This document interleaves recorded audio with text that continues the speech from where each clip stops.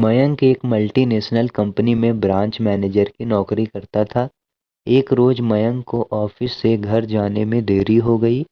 सर्दियों के मौसम में दिन का समय जल्दी बीतता है और शाम होते ही ठंडी भी हो जाती है। मयंक ऑफिस से घर जाने के लिए निकला। मयंक घर के रास्ते पर चला जा रहा था, तभी उसे आवाज सुनाई दी। यहीं रुक जाओ। आवाज सुनकर मयंक वहीं ठहर गया और पीछे मुड़कर चारों तरफ देखने लगा, लेकिन चारों तरफ कोई नहीं दिखाई दिया।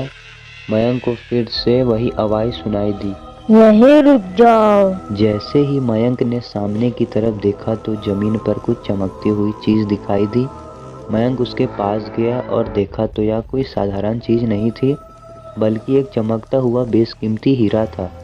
मयंक ने चमकते हीरे को अपने हाथ में लिया।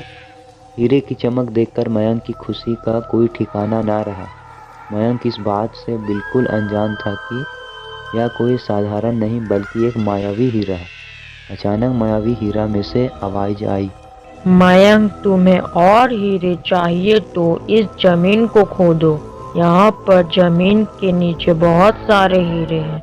मयंक खुश हो गया और उसने खुशी खुशी मायावी हीरा को अपनी जेब में डाला और जमीन की खुदाई शुरू कर दी।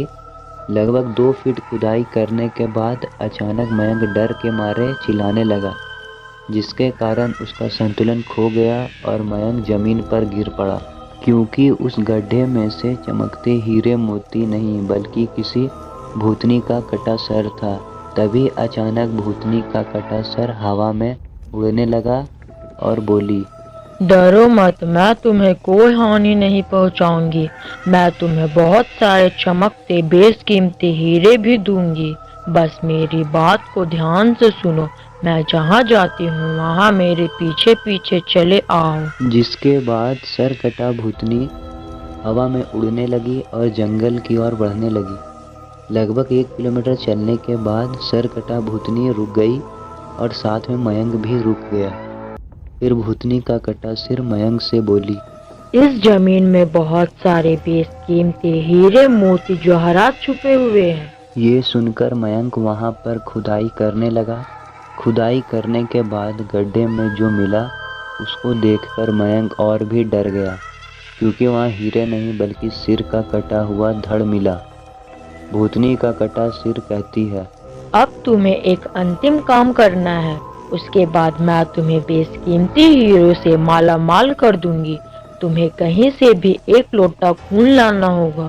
1 लोटा खून? पर मैं एक खून का लोटा कहाँ से लाऊंगा? भूतनी का कटा सिर बोली। चलो मेरे साथ। वो डरावना चेहरा मयंक को साथ लेकर थोड़ी दूर गया, जहाँ उसे एक इंसान को जाते हुए दिखाई देता है। सिर कटा भूतनी बोली, उस इंसान की हत्या कर उसका खून ले आओ। मयंक डर गया और बोला, नहीं नहीं, यह मुझसे नहीं होगा। मैं किसी की हत्या नहीं कर सकता। सिर कटा भूतनी बोली, यदि तुमने मेरा कहा नहीं माना तो मैं तुम्हारी जिंदगी बर्बाद कर दूंगी। मयंक हाथ जोड़कर उस कटे सिर से कहता है, मुझे माफ कर दो। यदि मैं उस इंसान की हत्या कर दूंगा तो पुलिस मुझे सजा देगी और मेरी पूरी जिंदगी जेल की काल कोठरी में बीत जाएगी। कटा सिर कुछ तंत्र शक्तियों का उच्चारण करती है और एक छुरी और लोटा प्रकट हो जाता है। सिर कटा भूतनी गुस्से से बोली, यदि तुम मेरा कहा नहीं मानोगे तो मैं तुम्हारे साथ साथ तुम्हारे पूरे परिवार को भी मार दूंगी। मौत के डर से मयंक उस व्यक्ति की हत्या करके खून का लोटा भर ले आता है और भूतनी के कटे हुए सिर के पास रख देता है, जिसको देखकर वो भूतनी बहुत खुश हुई और मयंक से बोली, यह खून का लोटा मेरे धड़ पर डाल दो।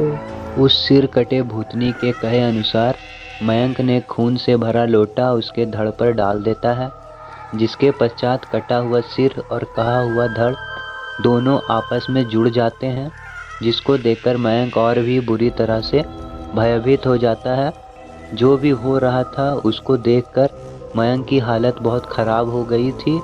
भूतनी को जिंदा होता देखकर मयंक भयभीत हो गया था। भूतनी जिंदा होकर जोर जोर से हंसने लगी और भयानक आवाज में जोर से बोली, मूर्ख इंसान, तुमने मुझे जिंदा करके बहुत बड़ी गलती कर दी है। मुझे बहुत तेज भूख लगी है और अब मैं तुम्हारा मांस खाकर अपनी भूख शांत करूंगी। अब पूरे शहर का सर्वनाश होगा। यहाँ के हर इंसान को मैं खत्म कर दूंगी। बुरी तरह से भयभीत मयंक के मुंह से आवाज भी नहीं निकल रही थी, जिसके बाद मयंक वहां से तेजी से भागता है। लेकिन भूत ने छलांग लगाकर मयंक को वहीं गिरा दिया और बोली, भागता कहाँ है? अब भूख शांत करूंगी। मैं तेरा मांस खाऊंगी। वो भूतनी जैसे ही मयंक को खाने को आती है, तुरंत उसका सिर उसके धड़ से अलग हो जाता है। मयंक कुछ समझ पाता उससे पहले मयंक को एक अघोरी बाबा दिखाई दिए। अघोरी बाबा ने कहा, बालक चिंता मत हो, अब तुम उस सिरकटे भूतनी से सुरक्षित हो। जब तुम खून से भरा लोटा लेकर जा रहे थे, मैं तभी समझ गया था कि जरूर कुछ अनहोनी होने वाली है और मैं तुम्हारे पीछे पीछे आ गया। मैंने अपनी मंत्र शक्तियों से उस सिरकटे भूतनी को मार दिया है। अब तुम निश्चिंत होकर अपने घर जाओ। मयंक बाबा के कहने पर घर चला जाता है और आज भी मयंक को जब रात का खौफनाक मंजर याद आता है तो मयंक बहुत बुरी तरह से डर जाता है।